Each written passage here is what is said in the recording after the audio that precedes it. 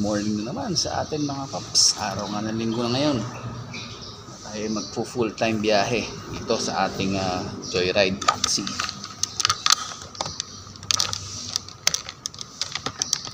Tingnan natin at maganda na rin naman yung panahon.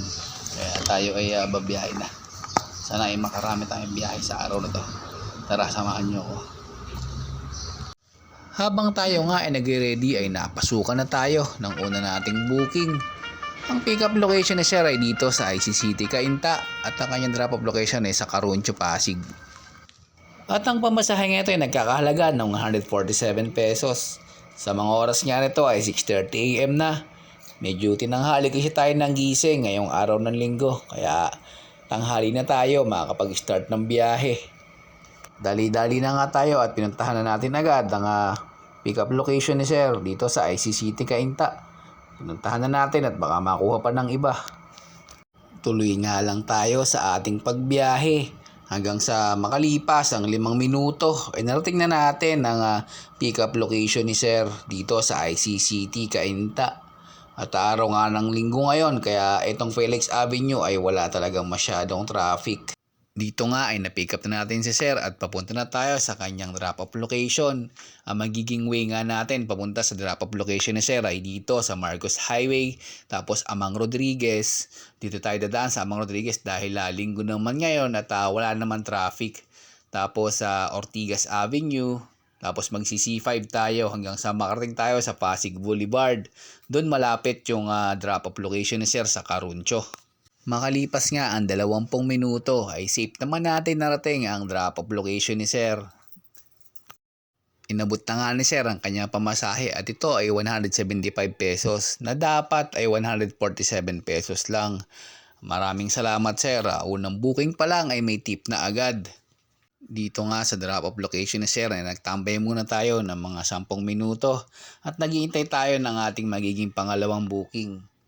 Makalipas ang 10 minuto ay walang pumapasok sa atin na booking. Kaya tayo ay gumapang palabas ng C5 at doon ay patuloy tayong bumiyahe pabalik sana ng Pasig para magantay ng ating pangalawang booking. Maya-maya pa ay napasukan na rin tayo ng ating pangalawang booking. Ang pick-up location niya ni Ma'am ay sa Casa Verde, along Lanusa.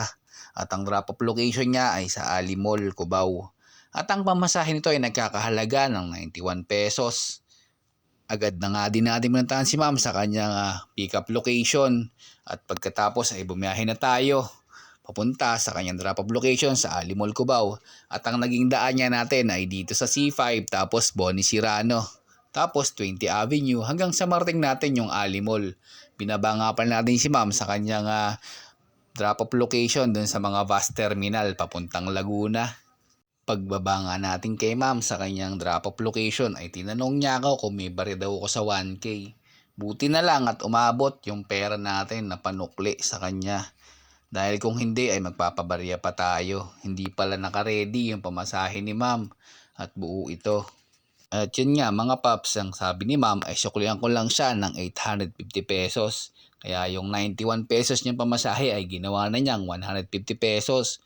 Maraming salamat Ma'am sa malaki mong tip na ibinigay. Sana all. Oh my God! Wow! Pagbaba nga natin kay Ma'am sa Ali Mall ay gumawi tayo banda rito sa gateway at nagantay tayo ng ating magiging pangatlong booking.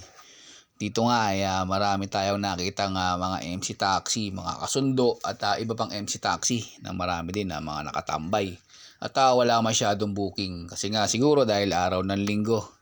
Kaya tayo ay gumapang pa rin na pa Aurora Boulevard. Diretso nga lang tayo sa ating paggapang mula Aurora Boulevard ay hanggang sa makarating tayo ng Marcos Highway. Doon tayo nakakuha ng ating pangatlong booking. Ang pick-up location ni Ma'am ay sa Octagon Subdivision sa Pasig. At ang kanyang drop-off location ay sa UP Diliman. At ang pamasahe ito ay nagkakahalaga ng 123 pesos. Dito nga ay sakay na natin si Ma'am at tayo ay tuloy-tuloy na nagbiyahe. At ang naging daan natin ay sa Katipunan Avenue, tapos CP Garcia at doon papasok sa UP Diliman. Tuloy-tuloy nga tayo sa ating pagbiyahe at inabot tayo ng mga 20 minuto. Inarating din natin ang drop-off location ni Ma'am.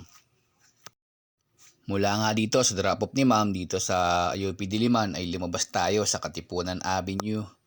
At maya-maya ay napasukan din agad tayo ng booking. At ang pick up location niya ay dito sa Daang Tubo. At ang drop off location naman ay sa Bertis North. Agad na nga natin pinuntahan si ma'am sa kanyang pick up location. At tayo ay nagbiyahe na. Makalipas nga ang 20 minuto. Ay narating na rin natin ang drop off location ni ma'am.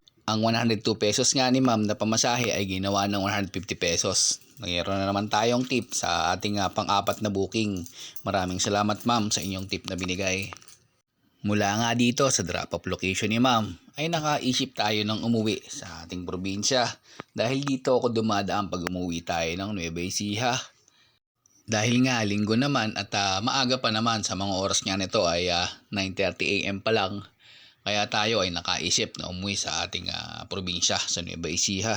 At kasi nga din naka 600 na tayo ng gross sa ating apat na biyahe. Dahil nga ang naging tip natin ay 128 pesos. Maraming salamat sa naging pasahero ko ng araw na to at sa mga tip nyong ibinigay. At yun nga mga paps ay hindi tayo naka full time ngayong araw ng linggo. Bali under time tayo sa ating pagbiyahe. Pero malaki man o maliit ang ating kinita, importante ay safe tayo nakauwi sa ating pamilya.